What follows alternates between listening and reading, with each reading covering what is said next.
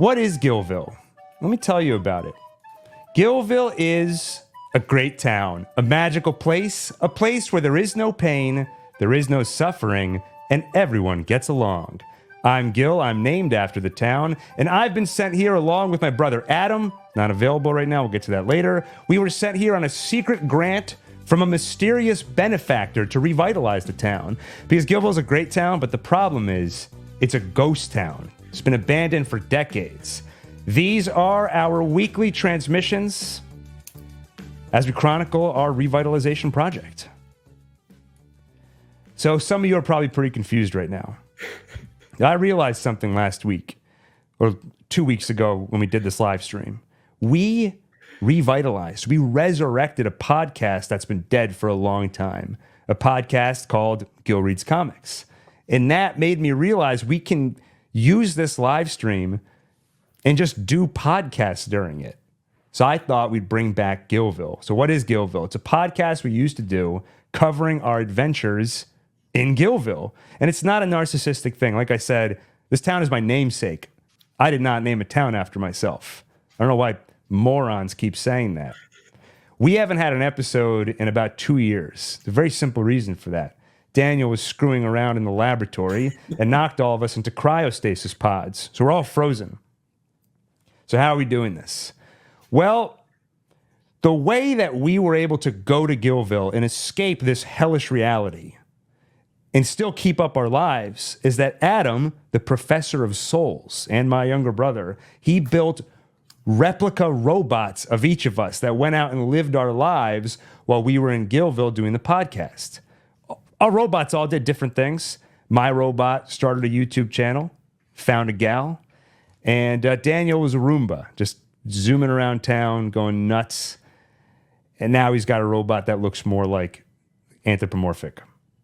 So we're still frozen, but our robot selves have come back to the town while we figure out how to deal with that situation. So we are robots, and that makes the canonical status of this episode questionable. But any questions before we get into the content? Yeah, how did you get generative AI to write out Gilville? It's so hard to get it to write text. Yeah, Adam said the same thing, and I was like, I really should have used AI for this. I have been, the last 4 days I haven't slept, making little clay elves, putting that sign together, and I was like, you're right, AI probably could have done it way better. So I love this art. I love these this are photo of Gilville. These are the clockwork elves, by the way. They build everything. So They're much everyone's less scary than I had pictured them. Well, this episode's not canon. Keep that in mind. So nothing that happens here really counts. So every once in a while, to try and revitalize the town of Gilville, one thing I like to do is I will actually leave the confines of the town, and I'll go to other places around the world, around the country, and just see if there's anything out there that's worth bringing back to Gilville. If there's anything good out there. So recently, I went to a place that I like to call Puerto Rico. And I'm going to tell you all about it, Daniel, and see if there's anything that we want to toss into the Gilville portal and bring back here to see if we can finally make a change in this town. All right? And I think to have that conversation, we should go somewhere more appropriate. So that's one aspect of the podcast, is that we would go to different locations depending on what we were discussing. If we're going to talk about something a little blue, maybe less appropriate, we'll go to the bar. Usually Daniel has to wait outside until we're done. If I have a bone to pick with somebody, we'll go to the Gilville Coliseum and hash it out. And the great thing about this place, like I said, it's a magical place. You can't die, despite our best efforts. Daniel continues to nothing, you know. So, but we can go as hard as we want. You can cut off someone's head and shove it down the neck hole, and then they'll be stuck in their stomach like in the stomach, and they live. So you can really take out a lot of aggression at the Coliseum. I think for this conversation, just to make sure nothing is off the table, nothing is off limits, we're going to go to the bar, I think. Give me a second.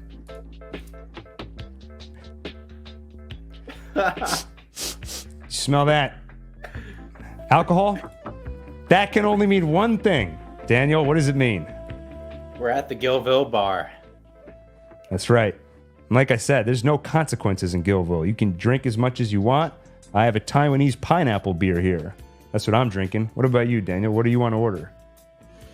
And everybody There's here. no consequences here.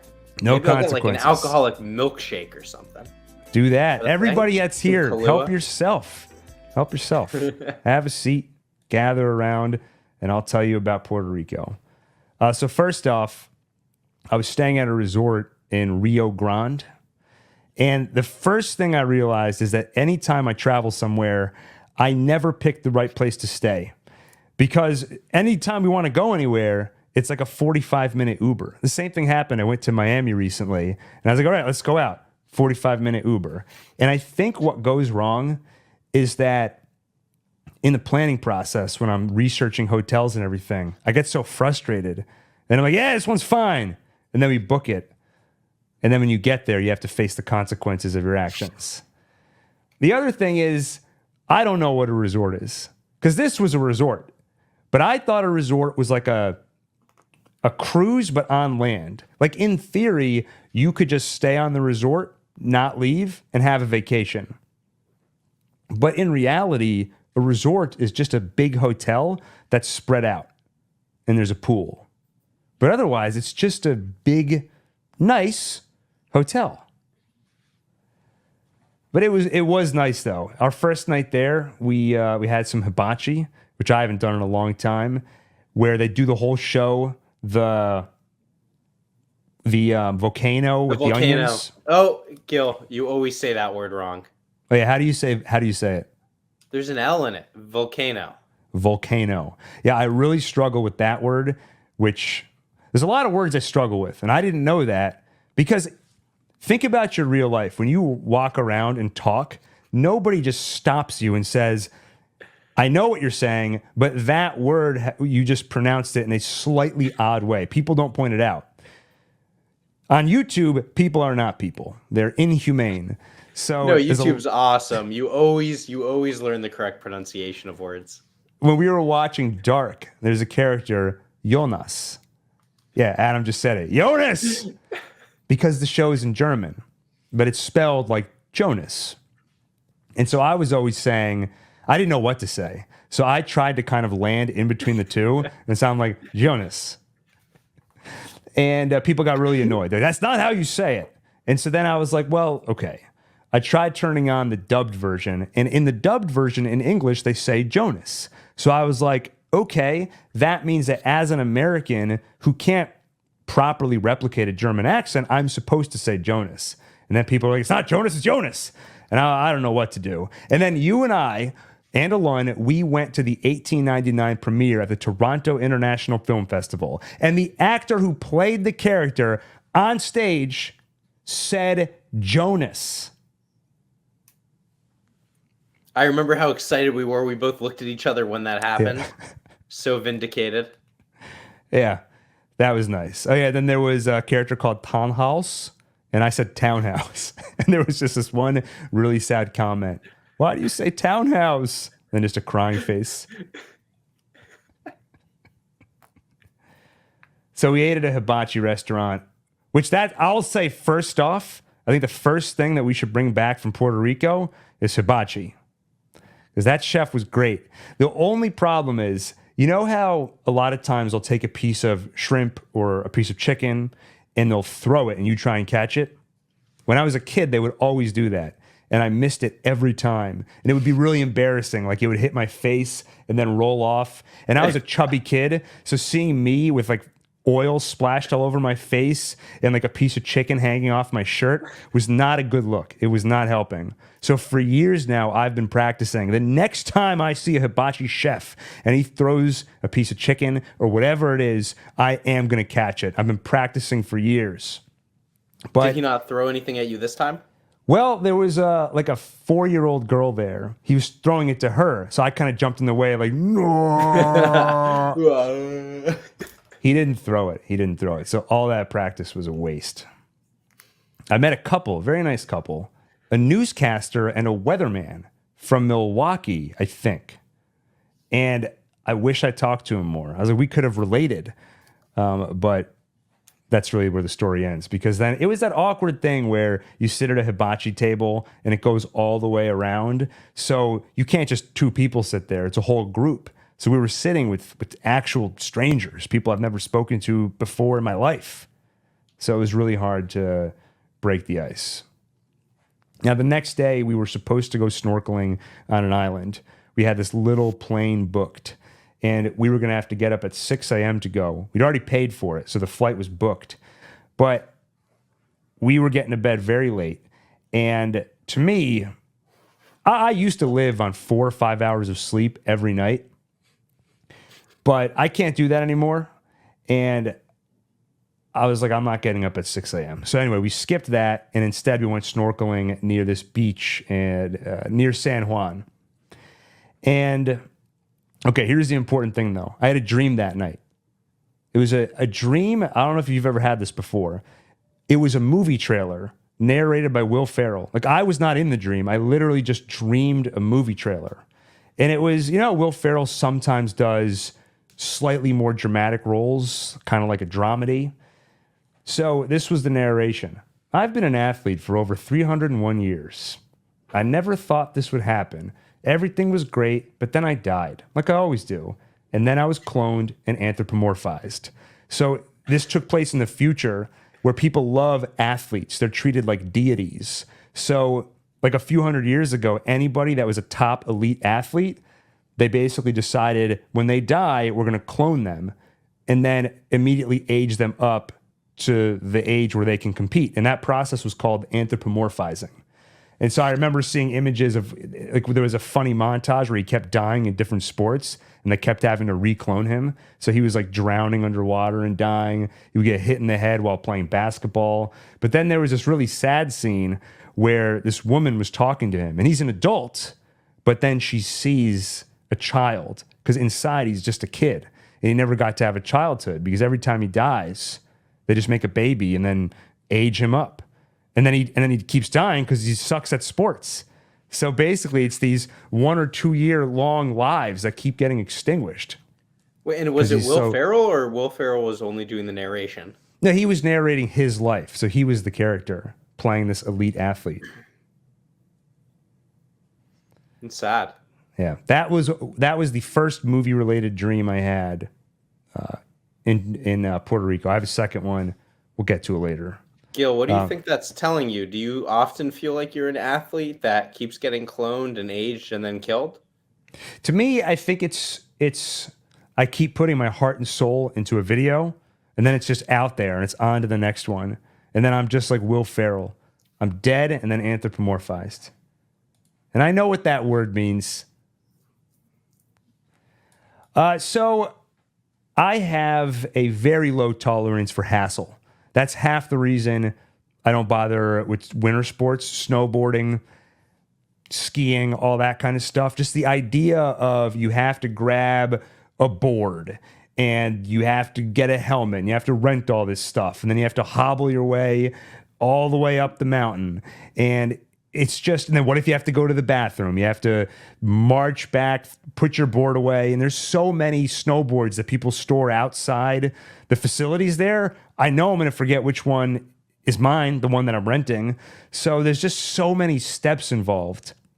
And then on top of that, I'm very risk averse. And I've heard so many stories about accidents when it comes to snowboarding or skiing. A guy I used to work for, this super tall guy. So imagine when he falls, it's like a tree falling. He went snowboarding for the first time and decided not to wear a helmet. And so all day he's falling and smacking his head on ice. And one of those smacks, he woke up 6 months later because he went to the hospital and, well, no, I said that wrong. Sorry. They took him to the hospital and he forgot the last 6 months of his life leading up to that moment. And so he had a friend with him, but it was a friend that he only recently made. So he's like, what are you doing here, Daniel? I don't even know you. They were minor acquaintances that became close, and then he forgot the last 6 months of his life.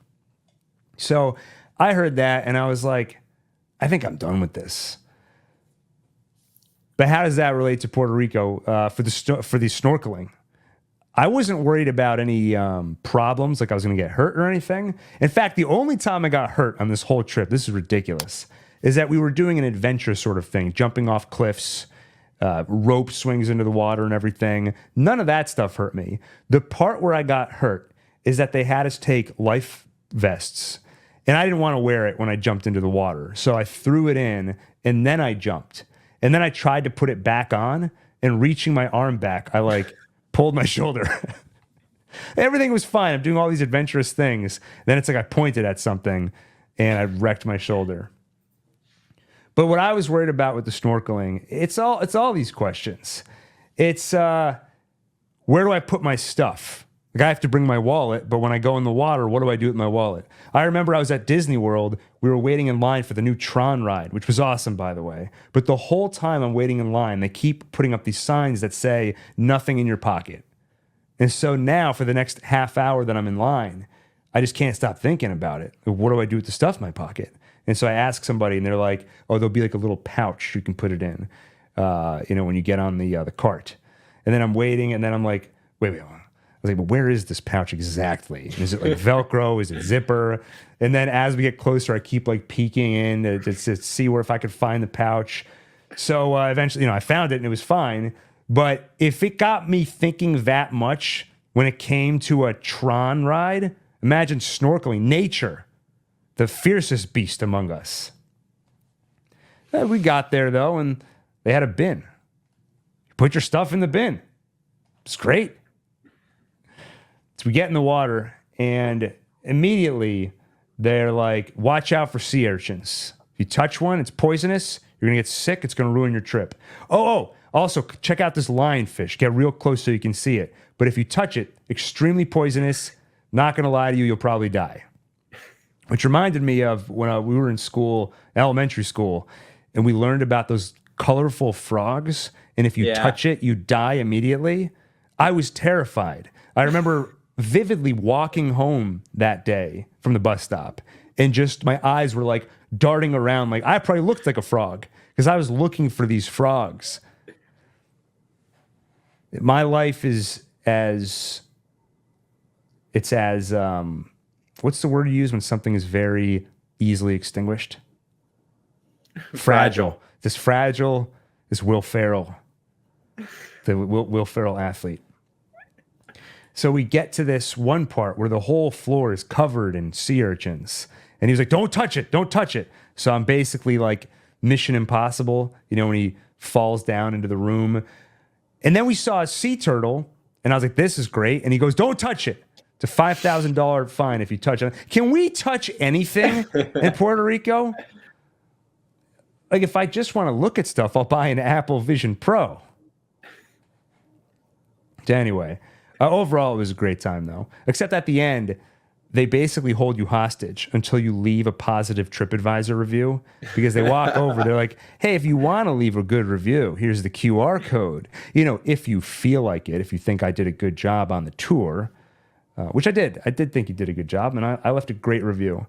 And then I keep getting emails from TripAdvisor, and like, people love your review. This is how stupid I am. I see that, and I actually get the emotional reaction of... that's awesome. I must have written a great review. Let me reread that review. I feel like I really captured the essence of the trip. And then I look at the email and it says in big all caps, 2 people have viewed your review. Gil shifts the whole channel. Let's focus on reviews. Well, you already do reviews. I'm going to be one of those jerk YouTubers where they go to other countries. I know Puerto Rico is not another country. Let's just cut that talk off right away, okay? But those YouTubers who go to other countries and they're disrespectful, I'll do a video that's like touching stuff in Puerto Rico. They touch a sea turtle, they touch a lion fish, sea urchin. We start eating sea urchins. Just come back, my mouth is full of them, the little spikes poking out of my cheeks. We do eat sea urchin, right? You eat? Oh yeah, no. It's a are those common little- thing in sushi. It's called uni. It's the. Am I it's what's saying inside Am I saying the right thing though? Where they're the little spiky balls? Yeah, sea urchins. The inside is delicious. Yeah, I've eaten the sea urchins in sushi. Adam's been periodically rereading his scathing help review of his ISP when he lived in Wisconsin 10 years ago. You might have seen this weather. Is Milwaukee in Wisconsin? No, It's not even in this country. Michigan. All right. Well, the next big thing was that rainforest I told you about. Which, first off, this one Uber driver, he was trying to undercut the whole thing. He's like, "You didn't go to a rainforest," and I was like, I was told that we were getting taken on a hike through the rainforest, and I started describing it to him, and then he kind of just hand waved me away, like, "Yeah, I know where you went. I know where you went. It wasn't the rainforest. I went to a rainforest. All right. In fact." They delayed the time that we went because it rained too much and the water was too high. So this was another thing, by the way. We were going to get picked up to go to this rainforest at 6 a.m. And so once again, when you have to wake up early, it makes it impossible to fall asleep. So I get up at 6. I've probably slept about 4 hours and I was ready for this. I got some 5-hour energy shots. I figured I'm going to wake up, down the shot, and then go. Why not a cup of coffee? Because I'm already going through all the usual anxieties while we're in that rainforest. What's the bathroom situation? So I don't want to drink a bunch of coffee. What am I supposed to carry? What kind? It says wear hiking shoes. Are hiking sandals good enough? All this stuff is going through my head. So I down the 5-hour energy shot. I'm getting ready. And then we get a text. Oh, actually, we're going to pick you up at 10 a.m. So now I can go back to bed, but I just had the 5-hour, so I can't fall back asleep. So I just sit there just thinking for 2 hours. And have you ever been alone with your thoughts for 2 hours, Daniel?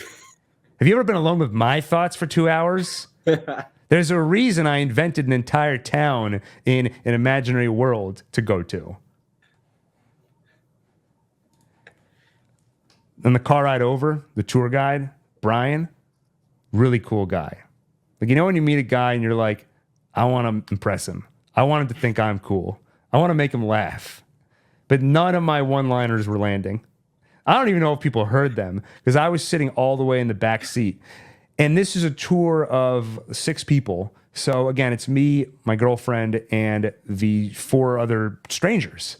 And now I'm like, I've got an audience here. I'm really going to wow these people. So he's driving on this really winding road. And he goes, "This is like Mario Kart." And then I said, "Yeah, we got to pick up some mushrooms." Not only did I get no reaction, I got worse than that. When people just look at you, don't say anything, and then look back? So now I'm gun shy the rest of the day. I am just looking at the ground. I can't figure out what to say. That was the only joke you tried? I tried a few others. I don't even want to say them. I don't even remember them. I blocked them out of my memory. I think I said something about, oh God, they were talking about. It's a shame. We usually excel in those environments, when you have an audience to entertain. Well, volcano.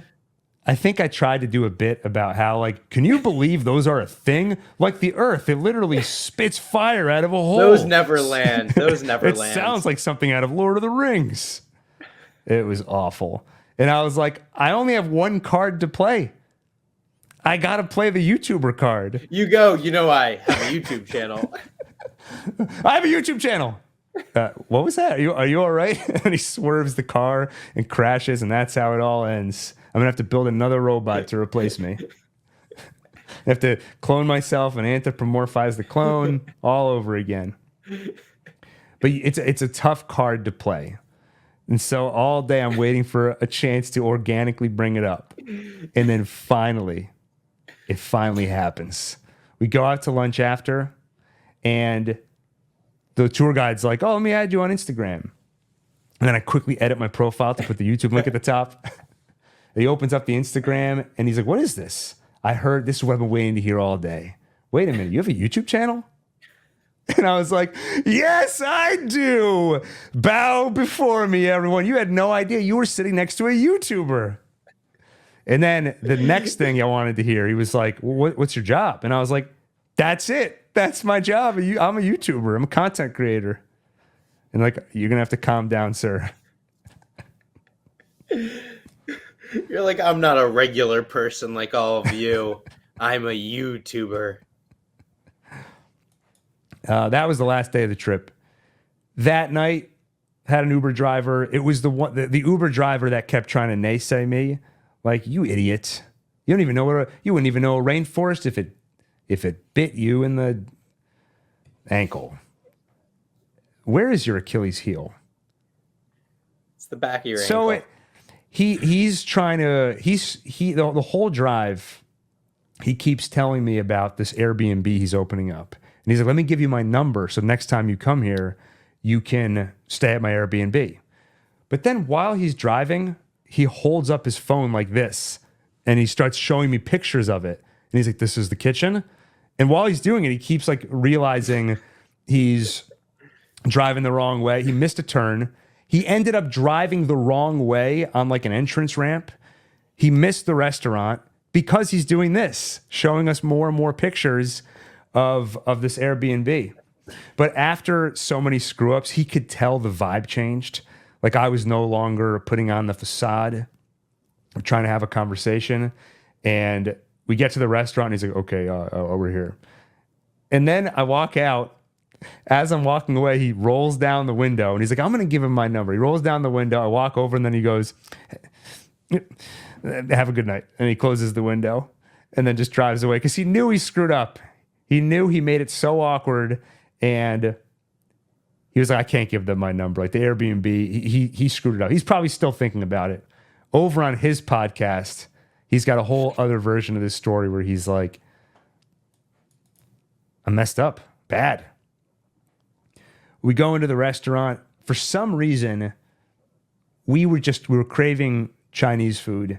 We went to this sushi Chinese restaurant. And as soon as I walked in, the vibe was weird in this place. It was a very large but empty restaurant. We sit down. After like 2 minutes, the power goes out. And then it comes back on. There's this guy in there who keeps coughing like a bad cough. Like I feel like I'm going to get sick being in the same room as him. And we ordered this sushi, and without really realizing it, we ordered this huge, deep fried sushi. And so not only is that weird, but also the fish on the inside, the raw fish, is like lukewarm now. So the outside is weird, the inside is weird, and it was just not the best like last hurrah meal to finish out in Puerto Rico. So I would say of everything, the stuff we're going to bring to Gilville, we got to get the hibachi chef. We kidnapped Brian because he was so cool. You know, he could be the tour guide. You kidnap him and just keep trying to impress him? Like, isn't this cool? We have a whole town. A whole town. Like, I want to go home. Where are we? Why is everything made out of clay? Let's go to the bar. Come on. I'll take him to the Gilville movie theater where there's a deneuralizer, zaps your brain every time you sit down to erase your memory of the movie. So that way, A, there's no spoilers. If somebody spoiled it, you forget. And if you've seen a movie you like, erase it, watch it again. Alon was stuck in the theater once for like 6 months because the machine was broken. So he watched Aquaman. And he's like, all right, time to watch Aquaman. Sees it. Bzz. All right, time to watch Aquaman. So he's seen that movie over and over without sleeping for 6 months straight. Sometimes it can lead to a lot of extreme memory loss. So let's strap Brian over there. Forget about that Mario Kart comment I made. He just has to watch one take videos over and over. Yeah, Rob K is right, by the way. He said, I should have name dropped the very famous Tony from Hack the Movies. You know, I'm friends with Tony. You know, Tony was in The Dark Knight Rises. Who here likes Batman? What? It came up organically. All right, Daniel, anything else for the bar? Anything inappropriate you want to say? No, I think my milkshake was pretty good. And I enjoyed hearing your Puerto Rico field report. All right.